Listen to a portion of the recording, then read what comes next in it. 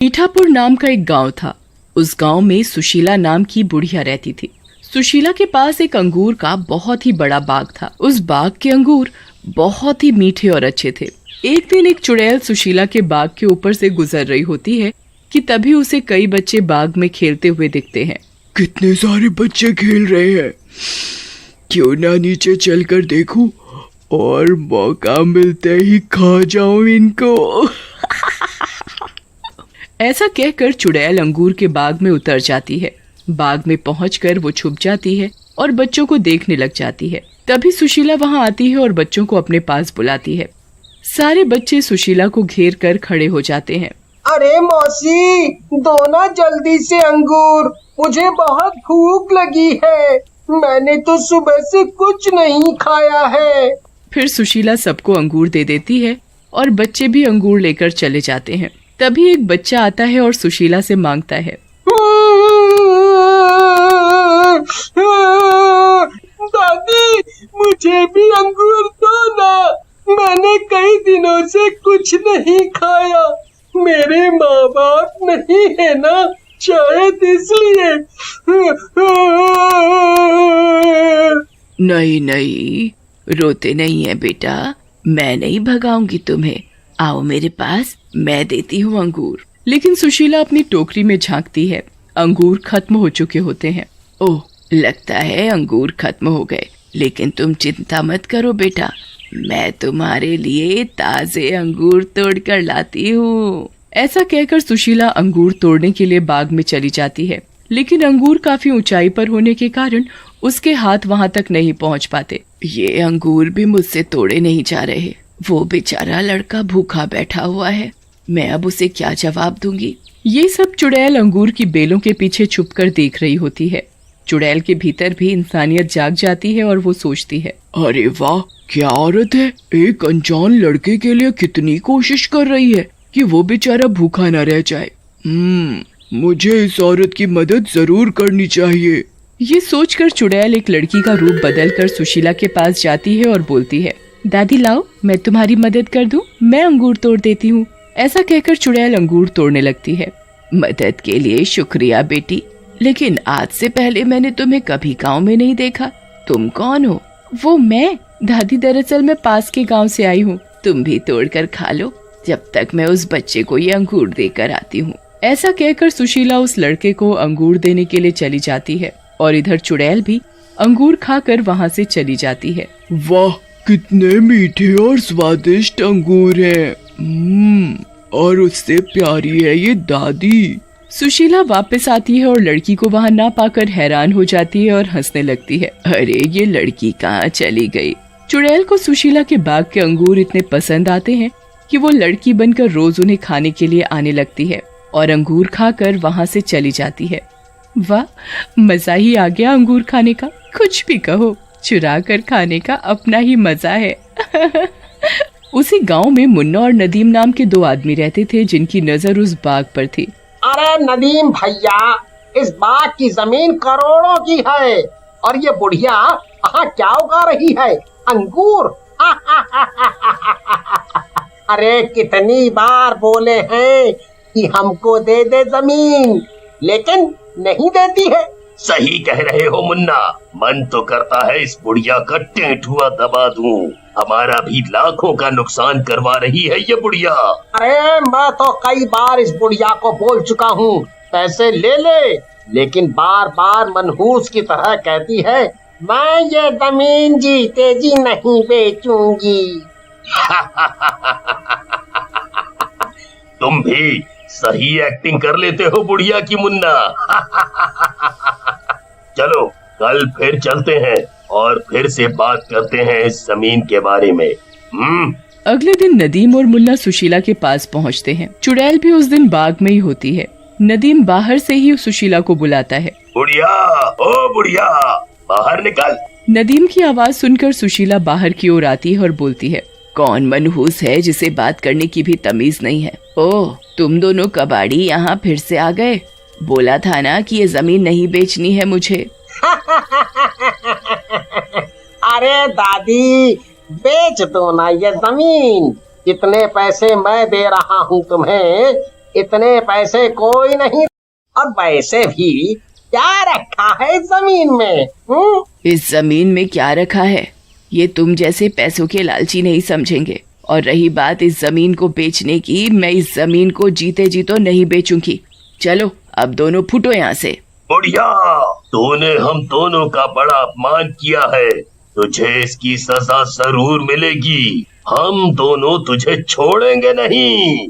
सुशीला और उन दोनों की बातें चुड़ैल बाग के अंदर से सुन रही होती है और सुशीला को धमकाते देख चुड़ैल को गुस्सा आ जाता है और वो बाहर आ जाती है। ओ दोनों लफंगो, तुम्हें औरत से बात करने की तमीज नहीं? चलो फुटो यहाँ से, नहीं तो तुम्हारी यहीं ऐसी की तैसी कर दूंगी। लड़की की ऐसी बातें सुनकर नदीम और मुन्ना हंसने लग जाते हैं और नदीम बोलता है मुन्ना भैया, ये लड़की हमें ज्ञान दे रही है। अरे मैडम, घर जाओ और घर के काम करो काम। ये लड़ाई बड़ाई हमारे जैसे मर्दों के लिए छोड़ दो। इतने ही मर्द हो तो हो जाए दो दो हाथ। हाँ लड़की की धमकी सुनकर नदीम और मुन्ना उसकी तरफ बढ़ते हैं, लेकिन लड़की दोनों की गर्दन पकड़कर उठा लेती है और उन्हें दूर फेंक देती है। दोनों दूर जा गिरते हैं। अरे मर गया रे, मेरी कमर, हाय रे, ये बुढ़िया ने तो गुंडी पाल रखी है रे, हाय मार डाला इस गुंडी ने, अरे बचाओ रे। फिर मुन्ना और नदीम किसी तरह से उठते हैं और सुशीला को बोलते हैं, बुढ़िया, ये तूने ठीक नहीं किया। अब हम दोनों तुझे छोड़ेंगे नहीं। ऐसा कहकर मुन्ना और नदीम वहाँ से भाग जाते हैं। इधर लड़की को देखकर सुशीला हैरान हो जाती है और उससे पूछती है, अरे बेटी, तुम तो शायद वही हो ना जो उस दिन मुझसे अंगूर मांग रही थी, लेकिन तुम गायब कहाँ हो गई थी? मैं दोबारा तुम्हारे पास आई थी जब वो मुझे कुछ काम आ गया था तो मैं चली गई थी। खैर छोड़ो सारी पुरानी बातें दादी जी, और अब तुम अंदर जाओ। अब इन गुंडों को सबक मिल गया है, ये तुम्हें कभी परेशान नहीं करेंगे। नहीं नहीं बेटी, ये गुंडे दोबारा आएंगे। इन लोगों ने कई सालों से मेरा जीना मुश्किल कर रखा है। लो, मैं भी कितनी बेवकूफ हूँ, इतनी देर से बातें किए जा रही हूँ, लेकिन तुम्हारा नाम ही नहीं पूछा। सुशीला की बात सुनकर चुड़ैल सोच में पड़ जाती है और बोलती है, जी, मेरा नाम प्रिया है और मैंने आपको बताया तो था कि मैं पड़ोस के गांव में रहती हूँ। हाँ, याद आया, तुमने बताया तो था, लेकिन बेटी मैं क्या करूँ, बूढ़ी हो गई हूँ ना, भूल जाती हूँ। अच्छा, तुम्हें अंगूर खाने होंगे, जाओ बाग में जाकर खा लो, आज बहुत अच्छे अंगूर पेड़ों पर लगे हैं। ऐसा कहकर सुशीला वहाँ से चली जाती है और चुड़ैल भी सोच में पड़ जाती है। कितनी प्यारी औरत है ये। मुझे इसकी मदद करनी ही चाहिए और उन दुष्टों को उनके किए की सजा देनी ही चाहिए। मैं अब यहीं बाग में रहूंगी, फिर देखती हूँ उन दुष्टों को। ऐसा कहकर चुड़ैल वहाँ से गायब हो जाती है। उधर रात में नदीम और मुन्ना सुशीला के यहाँ हुई अपनी बेइज्जती का बदला लेने के लिए योजना बना रहे होते हैं। मुन्ना, इस लड़की और बुढ़िया ने अपनी बहुत बेइज्जती की है, इसका बदला तो लेना ही पड़ेगा। सही कह रहे हो भैया, मैं तो कहता हूँ अभी चल के आग लगा देते हैं बाग में और बुढ़िया को भी उसी आग में फेंक देंगे। फिर मुन्ना और नदीम हाथ में मशाल लिए सुशीला के बाग में पहुँचते हैं और आग लगाने लगते हैं, लेकिन तभी चुड़ैल वहाँ आ जाती है। मुझे पता था शैतानो तुम लोग आओगे। ऐसा कहकर चुड़ैल उन दोनों के हाथों से मशाल छीनकर उन्हें ही आग लगा देती है। अरे बचाओ हमें, ये तो चुड़ैल है भैया, ये हमें मार डालेगी, बचाओ रे, अरे कोई तो बचाओ। उनका शोर सुनकर सुशीला और गांव वाले भी वहां आ जाते हैं और चुड़ैल को देखकर डर जाते हैं। तुम कौन हो और इन दोनों को क्यों मार रही हो? चुड़ैल लड़की वाले रूप में आ जाती है और सुशीला से बोलती है, माँ जी, ये कोई बेचारे नहीं है, ये तुम्हारी बाग में आग लगाने और तुम्हें मारने आए थे, इनका तो मर जाना ही बेहतर है। हाँ सुशीला बहन, ये चुड़ैल सही कह रही है, मर जाने दो ऐसे शैतानों को। चुप रहो तुम सब, गलती इंसान से ही होती है, इसका मतलब ये नहीं उसे मार दिया जाए, छोड़ दो इन्हें। हमें माफ कर दो, हमें माफ कर दो सुशीला बहन, हमें माफ कर दो। फिर सुशीला उन्हें माफ कर देती है। सुशीला और गांव वालों के कहने पर चुड़ैल बाग में ही रुक जाती। किसी गांव में एक औरत अपने बेटे गोपाल के साथ रहती थी। गोपाल अभी 5 वर्ष का ही था कि तभी उसके पिताजी का देहांत हो गया था, जिसकी वजह से उसकी माँ के ऊपर घर की सारी जिम्मेदारी का बोझ आ पड़ा था, जिसकी वजह से उसकी माँ को अपना और अपने बेटे का पेट पालने के लिए घर घर जाकर काम करना पड़ता था। वो अपने बेटे गोपाल को कभी भी किसी भी चीज की कमी महसूस नहीं होने देती थी। एक दिन की बात है, माँ अपने बेटे गोपाल से कहती है, मेरा गोपाल बेटा स्कूल जाएगा, मेरा बेटा पढ़ लिख कर एक बहुत बड़ा आदमी बनेगा। गोपाल अपनी माँ की बात सुनकर खुश होता है। माँ, मैं बड़ा आदमी बन जाऊंगा तो फिर आपको घर घर जाकर काम नहीं करना पड़ेगा। हाँ बेटा, फिर मुझे काम करने की जरूरत नहीं पड़ेगी। अपने बेटे की बात सुन माँ मन ही मन मुस्कुराती है और खुश होती है और वो गोपाल का एक स्कूल में दाखिला करा देती है। और फिर एक दिन, आज गोपाल के स्कूल का पहला दिन था। गोपाल की माँ गोपाल को स्कूल जाने के लिए तैयार कर रही होती है तो वो अपने बेटे गोपाल को समझाती है, बेटा तुम स्कूल में खूब अच्छे से पढ़ाई करना और किसी को भी परेशान मत करना। ठीक है माँ, मैं किसी को परेशान नहीं करूँगा और खूब पढ़ाई करूँगा। पर माँ, अगर मुझे किसी ने परेशान किया तो तब भी मैं किसी को कुछ नहीं बोलूँ। अरे मेरा राजा बेटा, मेरी एक बात याद रखना, तुम अपनी तरफ से कोई गलती मत करना, लेकिन अगर तुम्हें कोई कुछ कहे तो चुप भी मत बैठना। माँ गोपाल को समझाते समझाते स्कूल लेकर जाती है।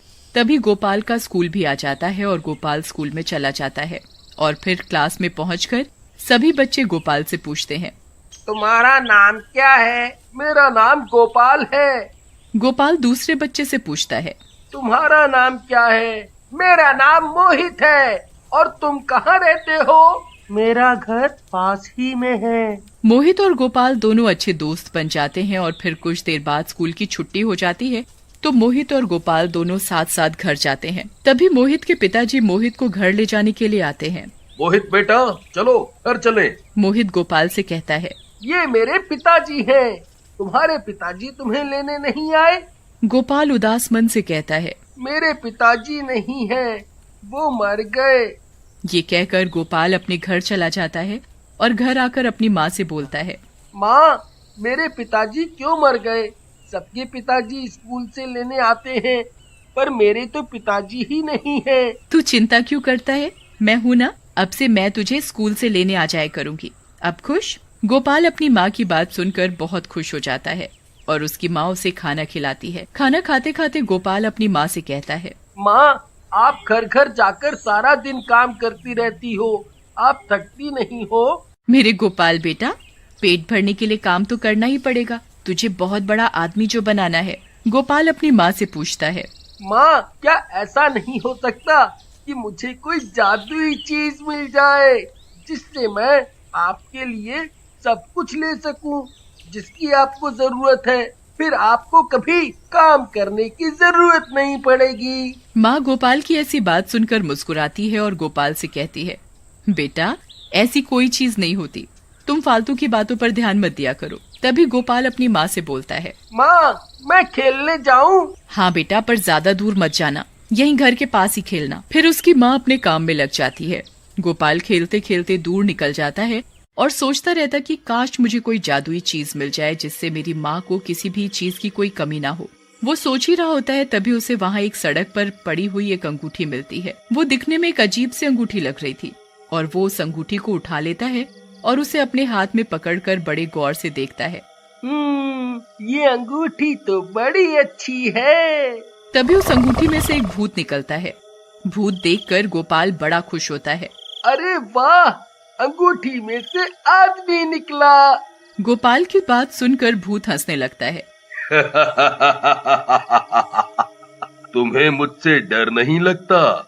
मैं अब बड़ा हो गया हूँ ना, इसलिए मुझे आपसे डर नहीं लगता। गोपाल की बात सुनकर भूत हैरान होता है और गोपाल से बातें करने लगता है। बातों बातों में गोपाल भूत को अपनी माँ और पिताजी के बारे में बताता है। भूत को गोपाल की बात सुनकर बड़ी दया आती है और वो मन ही मन सोचता है, मुझे इस बच्चे के लिए कुछ तो करना चाहिए। गोपाल भूत से पूछता है, भूत अंकल, आप इतनी छोटी सी अंगूठी में से कैसे निकले? जादू से। क्या ये अंगूठी आप मुझे दे सकते हो? तुम क्या करोगे इस अंगूठी का? मैं ना अपनी माँ के लिए बहुत सारे पैसे मांगूंगा इस अंगूठी से, जिससे मेरी माँ को कभी काम नहीं करना पड़ेगा। अच्छा, तुम्हें अपनी माँ के लिए चाहिए ये अंगूठी? ठीक है, दे देता हूँ, लेकिन एक शर्त पर। जब तुम एक अच्छे बच्चे की तरह पढ़ाई करोगे और पढ़ लिख कर बहुत बड़े आदमी बनोगे, तभी ये अंगूठी मैं तुम। हाँ अंकल, मैं बहुत मेहनत करूँगा और पढ़ाई करके बहुत बड़ा आदमी बनूंगा। लेकिन एक बात और। क्या अंकल? भूत गोपाल को बताता है, ये अंगूठी तुम्हारी तभी मदद करेगी जब सच में तुम्हें किसी चीज की जरूरत होगी, नहीं तो ये काम नहीं करेगी। तुम इस अंगूठी को अपने हाथ में लेकर मन ही मन मुझे याद करोगे, तो जो तुम्हें चाहिए वो सब तुम्हें देगी। और जिस दिन तुम एक बड़े आदमी बन जाओगे और तुम्हारे पास किसी भी चीज की कोई कमी नहीं रहेगी, तब ये अंगूठी खुद ब खुद गायब हो जाएगी। और एक बात और, इस अंगूठी का कभी भी गलत इस्तेमाल नहीं करना। ठीक है भूत अंकल, मैं आपकी बात का ध्यान रखूंगा। और फिर भूत वो अंगूठी गोपाल को दे देता है। अंगूठी देने के साथ ही भूत गायब हो जाता है। घर पहुंचकर गोपाल अपनी माँ को आवाज लगाता है, माँ, बहुत जोरों की भूख लगी है, मुझे खाना दे दो। अभी लाई बेटा। गोपाल की माँ रसोई से खाना लाती है। गोपाल देखता है कि खाने में 2 सूखी रोटी और नमक है। अरे माँ, आज खाने में कोई सब्जी नहीं है। गोपाल की माँ मायूस होकर, बेटा आज तुम नमक से ही रोटी खा लो, पैसे न होने के कारण आज सब्जी नहीं बन पाई है। अच्छा माँ, ये तो बताओ, आपने रोटी खा ली? अरे बेटा तुम खाना खाओ, मेरे खाने का छोड़ो। गोपाल समझ जाता है कि माँ ने खाना नहीं खाया और वो अंगूठी को अपने हाथ में लेकर मन ही मन भूत को याद करता है। तभी भूत गोपाल के सामने आ जाता है। बोलो गोपाल, तुम्हें क्या चाहिए? मुझे मेरी माँ के लिए रोटी और सब्जी चाहिए। भूत अपने जादू से देखते ही देखते रोटी और सब्जी उसके सामने ला देता है। फिर भूत गायब हो जाता है। तभी गोपाल अपनी माँ को बुलाता है, माँ आ जाओ, खाना खा लो। माँ रसोई से निकल कर आती है तो हैरान होकर देखती है, अरे बेटा ये इतनी सारी रोटी और सब्जी कहाँ से आई? माँ, तुम बस खाना खाओ। गोपाल और उसकी माँ पेट भरकर खाना खाते हैं। खाना खाकर गोपाल को नींद आने लगती है और वो अपनी माँ से कहता है, माँ, लगता है आज मैंने ज्यादा खा लिया, मुझे नींद आ रही है, मुझे अब सोना है। फिर गोपाल सोने चला जाता है। गोपाल सो रहा होता है तो माँ देखती है कि उसके हाथ में एक अंगूठी रखी हुई है, तो अंगूठी गोपाल के हाथ से लेकर रख देती है और खुद भी सो जाती है। फिर आधी रात को गोपाल और उसकी माँ सो रहे होते हैं तो गोपाल की माँ को कुछ अजीब सी आवाजें सुनाई देती हैं। आवाज सुनकर गोपाल की माँ की नींद खुल जाती है। वो देखती है कि अंगूठी में से कुछ आवाजें आ रही हैं। अरे ये आवाज इस अंगूठी में से कैसे आ रही है? गोपाल की माँ अंगूठी के पास जाती है तो उसमें से आवाज आनी बंद हो जाती है और वो मन ही मन कहती है, लगता है ये मेरा वहम है। ये कहकर माँ वापस फिर सोने चली जाती है और अगली सुबह गोपाल उठकर देखता है तो अंगूठी उसके पास नहीं है, तो वो बेचैन हो जाता है। फिर अपनी माँ को आवाज लगाता लगाता अपनी माँ के पास आता है। माँ, क्या आपने मेरी अंगूठी को देखा है? हाँ, वो मैंने उसे अलमारी में रख दिया है। गोपाल भागकर अलमारी से अंगूठी निकालता है। अंगूठी देखकर उसकी जान में जान आती है और वो अपनी माँ से बोलता है, माँ, मेरी अंगूठी को कभी मत फेंकना। माँ उसकी अंगूठी वाली बात पर ज्यादा ध्यान नहीं देती और कहती है कि नहीं फेंकूंगी। फिर गोपाल की माँ अपने काम में लग जाती है। गोपाल भी अपनी माँ से कहता है, माँ, आज तो स्कूल की छुट्टी है, मैं खेलने जाऊँ? हाँ जाओ, पर ज्यादा दूर मत जाना। गोपाल अंगूठी वहीं घर में रखकर खेलने चला जाता है। गोपाल की माँ भी अपने घर के काम में लग जाती है। वो काम कर ही रही होती है तभी उसे पास रखी अंगूठी में से आवाज सुनाई देती है। माँ अंगूठी के पास जाती है तो उसमें से आवाज आनी बंद हो जाती है। माँ को कुछ अजीब सा लगता है, ये कैसे हो सकता है? उस दिन रात को भी मुझे ऐसा लगा जैसे इस अंगूठी में से आवाजें आ रही हैं। आज फिर ऐसा लगा जैसे अंगूठी में से आवाजें आ रही हैं। कहीं ये मेरा वहम तो नहीं है? तभी गोपाल भी खेल कर आ जाता है। गोपाल की माँ गोपाल से कहती है, गोपाल मैं काम करने जा रही हूँ, तुम घर पर ही रहना, कहीं बाहर मत जाना। ठीक है माँ। माँ फिर अपने काम पर चली जाती है। शाम को माँ को उदास और रोता देखकर गोपाल माँ से पूछता है, माँ, क्या हुआ? आप रो क्यों रहे हो? कुछ नहीं बेटा। माँ बताओ ना क्या बात है, आप क्यों रो रही हो? जहाँ मैं काम करती हूँ उन्होंने आज मुझे पैसे देने से मना कर दिया। बोला कल पैसे लेना। अब तू ही बता आज मैं खाना कैसे बनाऊंगी। माँ बस इतनी सी बात, तुम चिंता मत करो, अब मैं बड़ा हो गया हूँ ना, मैं आपको भूखा नहीं रहने दूंगा। माँ गोपाल की बात सुनकर मुस्कुराती हुई रसोई में चली जाती है कि गोपाल के लिए कुछ खाने को ले आए। अपनी माँ के जाने के बाद गोपाल मन ही मन अंगूठी के भूत से खाना और पैसा मांगता है। अंगूठी का भूत खाना और कुछ पैसे गोपाल को देता है और गायब हो जाता है। तभी माँ भी आ जाती है। ये पैसे और खाना कहाँ से आया? माँ आप खाना खाओ। गोपाल की माँ खाना खाती है और खाने के बाद गोपाल अपनी माँ को अंगूठी के बारे में सब बताता है। और जब गोपाल और उसकी माँ को किसी भी चीज की जरूरत होती तो वो अंगूठी वाले भूत से बोलते और भूत उनकी